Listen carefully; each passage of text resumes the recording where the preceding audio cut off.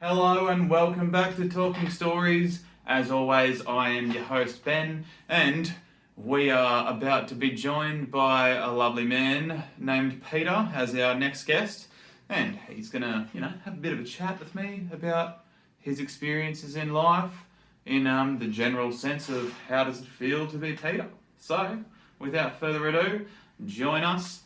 We'll see you in a moment. Hello, it's Ben here again for Talking Stories, and I'm with this lovely man, Peter. Hi all. Hi all. And yeah, this is I think episode 7, and yeah, we're just continuing on with the How Does It Feel to Be You series, and not personal, but sort of how you feel about your idea of yourself. Basically, first question is like work life. What do you do? Well, I'm retired. Retired? Been retired for 5 years? Yeah. All right. And what fills your time throughout the day? Oh gosh, all kinds of things. Okay. Play the guitar, reading, Okay. researching, writing, looking after grandchildren, Yep. being a house husband because my wife's still working. Yeah, okay. Yeah. All right. And so about your sort of your day to day, the time that you get to yourself, how do you feel about that? Do you feel I guess I'll just leave that open. Well, sometimes, especially if you have the grandkids over, it's really nice to have the day to yourself. Mm-hmm. But after a couple of days, you miss them. So, so time to myself. I think one of the secrets of life is to like yourself and Okay. be happy with your own company. One of the troubles I think with mobile phones and that is that people are never alone with their own thoughts, Mm-hmm. and so you don't get to self-criticise the way you go, "Gosh, I'm bored, got nothing to do." Back on that, Yeah. Whereas I like my own company. I like to go for a walk with and I like my own thoughts. Yeah. Yeah. And once you like yourself like that, it's much easier for you to find a partner and Mhm. friends because you're comfortable within your own structure. Of course. Yeah. My wife has constantly been trying to remind me to do that. She's like very good at understanding her own thoughts and sees me sort of, I guess I'm always trying to find something to understand, but forgetting the thing that's trying to understand everything is myself. So. A lot of it, you don't have to work very hard. It's easy once you relax. Yeah. That's it. That's the secret. It just takes you a long time to realise that you don't really have to impress anybody, and things that worry you about what you've done are often forgotten by the person that you think you've done it to much quicker than you think they have. Yeah. So yeah, there's an old chap telling you, keep your own company and get to know yourself, and you'll probably find you like yourself, and then other people will like you too. Perfect. Good advice. But he hates me. So we were talking before. It sounds like you've done a lot of different jobs throughout your life. But what's the job you would love to do over everything else, or would have liked to do, or whatever, and why? Well, first of all, I'll tell you what I've done. Okay, that's fair. Yeah. Okay, so I've been a storeman, I've been a prawn fisherman, I've worked in a crayfish factory, I've laid roads, I've been a soldier, I've been a mechanic, I've been a professional muso, and I've been a professional journalist. And if all of those I could go back to doing and like to do again and do it full time, would be the music. The music. But as it was, it kept me off the dole for 7 or 8 years until I got kids and I needed regular income. Yeah. And that's when I became a journalist. Yeah, okay. And what was your, if that was your favourite job, what made it your favourite job? I love music. Music's good for you, making people happy. People come to me, when are you going to get a real job? I said, isn't making people happy for 3 hours a night a real job? Yeah. You make good friends. You come back from a pub with more money than you went with. Yeah. one of the lucky few. You get to sleep in every morning. Okay. That's not bad. I actually spoke to a guy. I think it was that other episode. He was a musician on a cruise ship. Yeah, I did one of those. Yeah. That was a pretty good conversation. But we'll move right along because I don't want the video going so long. So moving on to like a personal note, do you remember how you were described as a child by like anyone close in your circle? Oh gosh, I don't think so. I think I'm sure that I was trouble, but in my view, I just wanted to be left alone and do what I wanted to do. Okay. So to speak, you know. God, I don't know. I used to get in trouble like most kids do, but I can't remember anybody actually describing me as a child in any way at all. You know, it's not the kind of thing. I was probably too busy enjoying myself to listen to what they had to say. And once again, it doesn't matter. You know, it really doesn't matter what people think of you, unless you're really going to put yourself in trouble. Yeah. You know. Oh well, I hear trouble and I think curious. So, Well, how does that sound? Well, have you upset anybody yet with all these questions? Not yet, no. Well, there you go. You get your curiosity, so you get your curiosity filled without upsetting anybody. That's all right. Perfect. Yeah, well, I just want to have open conversations with anyone, and as far as anyone's comfortable with, sharing any information, then that's my limit. At the level that they're comfortable. Fair enough. How does your social circle make you feel? Oh, good. You know, with kids my age, you've got friends that go back 40 years. You know, and of course, there's the people that we made friends with as the kids were growing up. Of course, now they are growing up, but we still keep in touch with. So yeah, I'd suppose say that we've got a small-ish. I don't know what people think is small, but there's probably a couple of dozen people that we see regularly.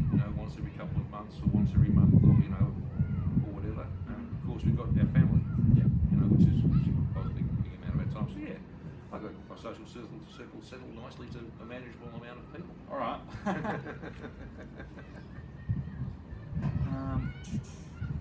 Who inspires you? Out of anyone, family or master? No. Gosh, who inspires me? I don't know. Attenborough. David Attenborough. Yeah. Okay. There's a man that's kind of discovered. When I was a kid, I used to watch a show he did in England called Zoo Quest, because I come from the UK. It came out when I was 10. Okay. So with my parents. And in those days, he was going out and catching animals to put in zoos. Yeah. And he's seen the whole change, of all that. And that bloke is he's a saint really as far as animals. He's raised so many millions of people's kind of. At the moment, we really need to be conscious of nature, because it's starting to show us what it can do if you start stuffing around with it. Of course, yeah, and I've watched. I've actually, it's a good little curiosity is to go back and watch the old videos online of David Attenborough, or the old interviews. I think it's like from like the mid '80s or so, and he's got quite a character. He's an amazing bloke. Yeah, he's funny too with it. Yeah. Gosh, he's older than me. He's still hobbling around bloody jungles and picking animals up and stuff. Yeah. What a life. So yeah, it's just like one of those stories. If you had a dinner, how many people? Who would you invite to it? That kind of thing. Well, he'd be my first. Okay. Yeah. Perfect. That's good, solid answer. All right. What is one of your most important values? Honesty. Honesty. Honesty with yourself and with everybody else, and then you can't really go wrong, really. Obviously, there's a difference between being honest and being in your face. Yeah. Two different. You got to know when not to say anything. Yeah.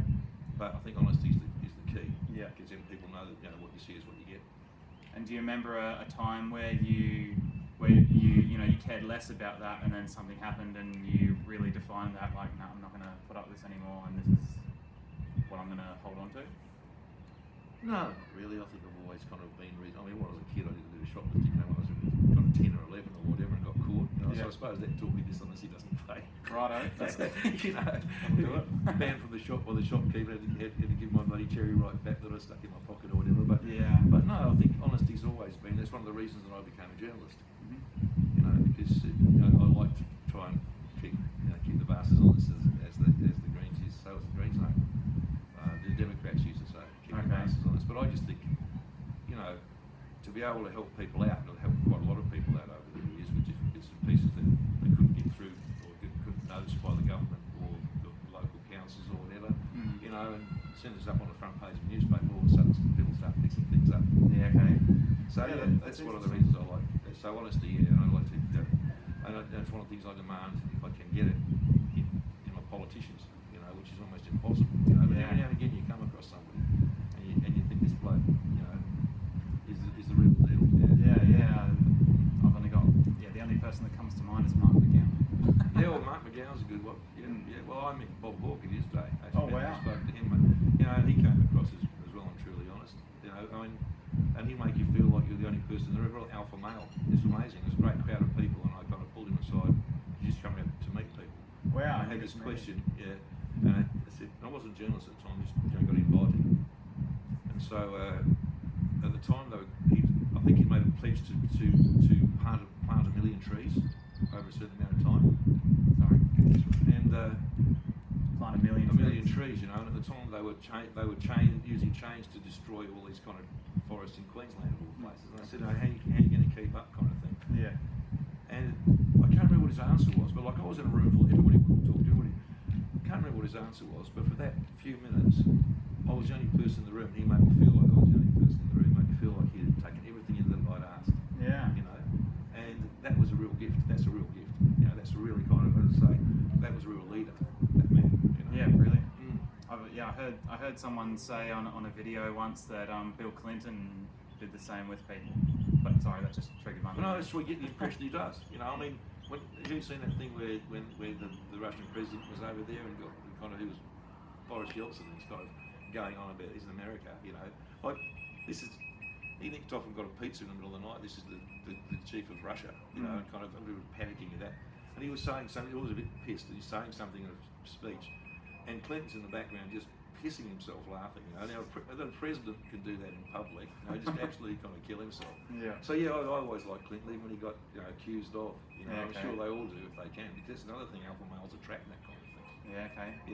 And sex is a big motivator for advancement, as big as money. Yeah. Oh Okay. yeah. And once you get the money, usually the sex is the thing you follow after that. Well, yeah. People in power. Unfortunately, I've never got past the money, so. Okay, moving on to aspirations. Do you find yourself thinking more about the present, the past, or the future? Well, I've got a lot more past and future, as far as I'm concerned. Okay. Right? So I worry about the future. I'd like to be around as long as I possibly can for the grandchildren. And recently I've had a few health issues which we won't go into that aren't fatal, but they're an indication that I'm getting old. Yeah. Right. The past is interesting. The older you get, the more you get these little things that remind you of, like a snippet of music or a smell that suddenly takes you back to somewhere in your past. Okay. And you're trying to work out where it is, and by then it's gone. I have had smells trigger for sure. Yeah. So there's a bit of that. And when I'm with my grandkids, particularly my grandson, who's 3.5, I was just focused on the present, and he's focused on the present. That's the best place to be if you can be there. People spend too much time worrying about things that could happen that don't happen, or worrying about things in the past that they can't go back and change anyway. Yeah. And I'm not a Christian or religious person, but this whole kind of idea of what Christ says in the Bible, and I've read all that I've read in his text. This thing about forgive yourself. Which if you forgive yourself, then you can get on with things. Yeah. So that's kind of nice to be in the present without having to worry about the past or the future. And that said, I've got nothing I regret really in my life. I've been cool to people that I shouldn't have been cool to at different stages of the game, misjudge people like everybody else. But I can't look back and say, oh God, I wish that I'd done this differently, because I ended up being happily married and with healthy kids and a lovely place to come every day. Perfect. I think one of my questions touches on that point later. So could you tell me what you're most excited about right now? God. What am I excited about? Oh, nothing really. Surely there's something. I'm excited I'm being interviewed by you, Ben. Okay. Well, I'll take it as a compliment. Thanks very much. Well, I mean, you mean kind of as far as there's not a lot to be excited about at the moment, isn't there? We're basically Western Australia waiting for COVID, waiting for the Delta strain to get here, and then find out that no one's been inoculated. Oh gosh, we weren't ready for it. We should be. If all Western Australians got inoculated, then when it came, we really could go like that to the eastern states. Look, we're ready for it. You guys want it, But instead, the same in Queensland, because they haven't got many people, are just laying back, and when it comes, it's going to come with a rush. So there's that. There's climate change, and I'm worried about that. So what do I look at the future? Well, there's some interesting things. I like the idea that big businesses are being who are the big shareholders to do more about climate change. Okay. You know, the fact that it's actually got around them to say we're not after money anymore, we want to secure things for it, because they've all got kids, they've all grandkids, you know. So there's that kind of, the fact that there's such a huge swell towards renewable energy, that despite the Liberals and their kind of being, you know, hanging onto the coal thing, all that kind of stuff, they're going to be swept away, because it's got to happen, you know. And also just young people. I mean, I did Uber driving for a while too. Okay, there's another one. There's another one. And before that, I was getting a bit in the old kind of, you know, there's three guys together on the street and they got tats and they're talking, you know, and I'll avoid them. To realising that getting in the back of the car and finding out that they're running a mine site somewhere, you know, just because they've got tats and they're young.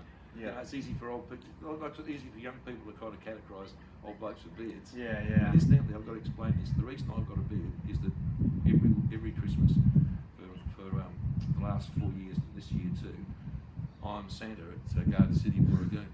So the dress, the suit that gives you is made in North America for their winter, and you've got gloves and everything else on.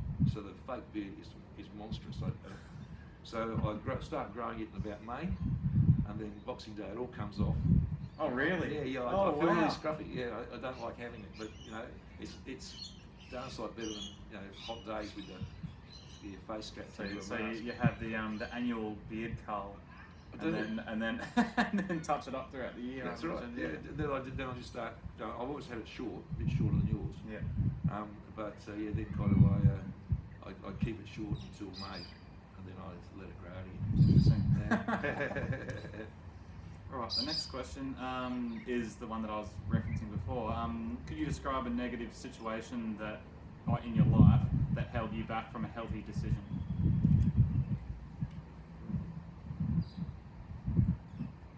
Well, that's a really hard one. That's kind of what do I say?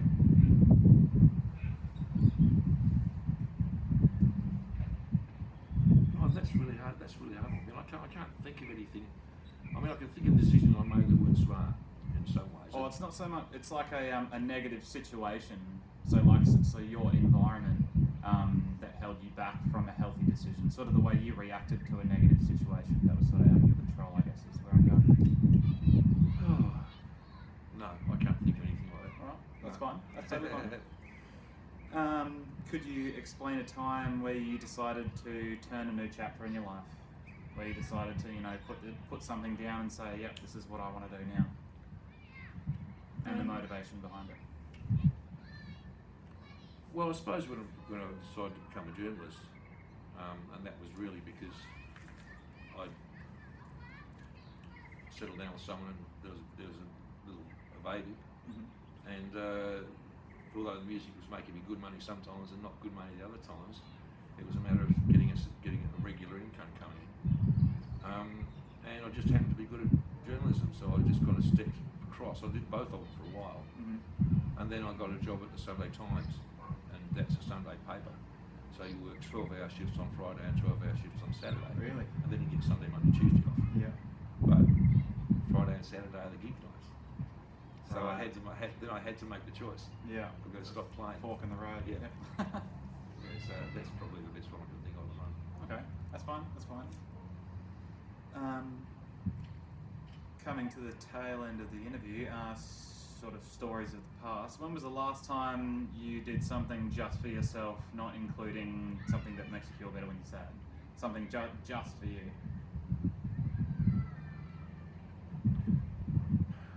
I suppose writing my memoirs. Well, that's kind of not just for me, it's actually for the family, but it was because my wife's family goes right back to a convict's wife in 1799. Interesting. Right? Yep. So we traced that back. We actually went to a reunion of the family. It was a reunion because we didn't know each other, but all over Australia there's about 1,000 people now. All went to Hobart to kind of get together. So we know things like, you know, when they were born, when they died, what their brothers and sisters were, and there's occasional little things in little newspaper articles about, you know, kind of getting in trouble with the law, you know, and bits and pieces like that. Yeah. But nothing to indicate what they were like, which is interesting because of what you're doing in a way. So, you know, you give your right arm to have a letter, or something that says, this is what they think. You know? Yeah. Well, my dad was a journalist, and he decided to write his memoirs yonks back, and he basically stopped when he met my mum because they split up after he'd done that and met someone else. But that was only a few years before I was born. Yeah. So I thought, okay, well, I've done quite a lot, it's been an interesting life, so I'll knock down being a journalist too. I'll knock it down. So basically, I've kind of my life story is taken up from where he left his off. So my kids can now read or my grandkids can now read what their great grandfather is doing. That's cool. And what he was thinking. Yeah. And I've got the other day I found a diary my dad kept during 1942 in England during the war as a schoolboy. Wow. You know, so there he is talking about how many air raids there had been that night, and you know, and he was a paper boy, so he knew what the weather was like, and you know what the headlines were. So he said, you know, Germany's taken such and such, and this kind of stuff, and going into this air raid shelter, and then worrying about getting his homework in on time. You know, all the things that a schoolboy worries about while there's a war going on. Wow. So I've got that. So I translated that one, not translated, but it's just scrawly little writing. So I've written it all down properly, and you kind of had to kind of describe what some things are that next generations won't understand. Yeah. Okay. And so yeah, I suppose, but I kind of did it for myself because in a way it means that I've made myself a bit more immortal than I would be if I hadn't. Okay. Do you find yourself like pondering that thought of, you know, leaving something after you're gone in that sense? The older I get, the more I don't think it's important, but it might be important to them. You know, Okay. People aren't really important, but my life it's been quite interesting, and I think if they might learn something from it or whatever. You know, I did a warts and all, so I've said the bad things I've done as well. Yeah. You know, I wouldn't let the kids read it. It's got a bit further up than that. Yeah. Maybe on the 21st. Yeah, maybe they can. So yeah, I suppose I did that for myself more than anybody else, or everybody. I'm not sure which. Yeah. You know, and that's another thing you find you're doing all the time. They think you're doing it for yourself, actually, but you're doing it. How do you approach starting memoirs? Do you start right at the beginning? I saw a white line. Well, I did think back. It's interesting. My brother's 2 years younger than me, and I've got memories from before he was born. The same as me. So I've got memories from before he was born. So Yeah. I know how far my memories go back because I know Yeah, where right. my parents were living when he was born, and I've got memories of the caravan park they were living in and stuff, and they lived above a newspaper office. This is before my brother was born. So it goes back a long way. Yeah. Mind you, the memories like I got scolded by hot tea on stage, you know, and had to change my dressings at one of them. Okay. You know. But another one's playing with a little girl on the floor of this caravan, you know, and actually couldn't remember her name for a long time. And yet, you know, was under less than 2 years old at the time. Wow. But I started off by saying what my grandparents, what they were, just a little bit about them, their names, what they did for a living, and then my parents. Okay. And then, you know, such as the time I was born, then this is my earliest memory, and just go from there. And the more you think about it, the more the memories Yeah. come beyond. You know, Like then a stream. stopping is the hard part. Yeah. Yeah. Of course. So I wrote till I was, so I'm 65. My daughter was just expecting her first baby. My son was just about to move out with his mates, and I was about to finish, basically got to become a pensioner. And I thought that's a good time to stop, so I stopped. Yeah. Sure. And since then, COVID and all that kind of stuff. Yeah. There's so much more. Maybe you could do a part 2. Yeah. All right. What is a terrible decision you made in the past? Not necessarily the worst, but what's a terrible decision that you made in your past, and how do you benefit from it now? Oh God. I can't think of any. I really can't think of any terrible decisions that benefit me now. Okay. No. All good. Fair enough. I mean, I suppose the closest thing that I could call a terrible decision, but it wasn't. It was the right thing. Was my the mother of my first child, of my daughter. We were together 6 years. It was a nightmare, and it got to the stage where my two-year-old saying, "Stop shouting, mummy! Stop shouting, daddy!" And it was obvious it wasn't going to get better. So I made the decision to leave, and that was a terrible decision. Yeah. But because of that, 18 months later, I met my present wife. We were married happily for 32 years and 2 other kids. And I still see my oldest daughter as well. Yeah. So it was a terrible decision, but it was the right decision. Yeah. And so I benefit from it because I got out of that relationship. I found my proper soulmate. Yeah. Perfect. Yeah, that's exactly what I'm looking for. Yeah. Yeah. Okay. And the last question. You've seen a kangaroo hop before, but have you seen a kangaroo spin? Yeah. Yeah? Yeah. In real life? In real life. Really? Yeah. I was down in Albany. We were covering a bushfire. Yep. And so we're driving up along the kind of the road between the bush and Albany Harbour, Princess Royal Harbour. And what we're doing at Kangaroos is coming out of the bush and going straight into the harbour and swimming straight out. Wow. Wow, yeah, we have, I was watching a nature show with my wife and we thought it'd be funny to be included in this. Yeah, yeah. And of course when they're defending themselves from dogs and that, they go into the water to waist deep and then they hold the dogs under with their front paws. And Really? Yeah. I had no idea about that, eh? Oh, yeah, they're not stupid. Wow, yeah. I've been dealing with dingoes for a long time and that's the way to handle them, you know. Yeah, okay. Fair enough. Yeah, right. Yeah, I actually heard an interesting story. I was interviewed for a workplace accident, and the person who looks after mining accidents, and she was telling me that the dingoes out at the mine sites, they know that the phones are important to us. And this lady was cooking on the edge of the where the dongas are, and her phone was there, and the dingo came and grabbed the phone and ran off with it, and the lady ran after the dingo, and then 4 dingoes came and attacked it. That's right. It was in the paper only the other day. Because the mob that did it to the mob in charge got done for kind of not having a safe work environment and got fined 150 grand or something. And she said that's not fair. I've still got the scars. She's got these scars. Yeah. That's nothing compared to how much it's cost me. I can't work. Mm-hmm. So yeah. Yeah, it's full on dingoes. And out your way, of course, bloody Fraser Island there, the dingoes having to go at people quite regularly out there. Yeah, I haven't made it down to Fraser or up to Fraser Island yet. I lived in Harvey Bay for a while. Yeah. That's right. But I never got to Fraser Island. Mm. Yeah. All right. Well, yeah, that's perfect. Thank you very much. Appreciate it very much, Thanks, Peter. mate. Good to meet you. Yeah, you too. Thanks, Right. everyone. Take it easy. We'll see you on the next one. Enjoy. So I really hope you enjoyed that video. I certainly did. Thank you very much, Peter. You're a legend. Really appreciate it. Especially liked how he mentioned his value that he treasured the most was honesty, and how that went and became his job as a journalist. And the reasons that he gave for that was great. And it's great to see people that explore their values and then use that to move forward in life. So I really enjoyed that one. Also, to anyone who's not Australian and doesn't know Bob Hawke, he was probably one of our most Australian Prime Ministers. And do yourself a favour and look him up on Google. What an interesting conversation to meet a Prime Minister of Australia. People aren't really too excited about that these days, but Bob Hawke's definitely one of the ones that I would have preferred to meet if I got the chance. Once again, if you forgot to at the beginning of the video and you made it all the way, please like, comment and subscribe. Particularly comments, anything that you feel could help me out or any opinion whatsoever, please leave it below. Really appreciate it. Thanks guys. See you in the next one.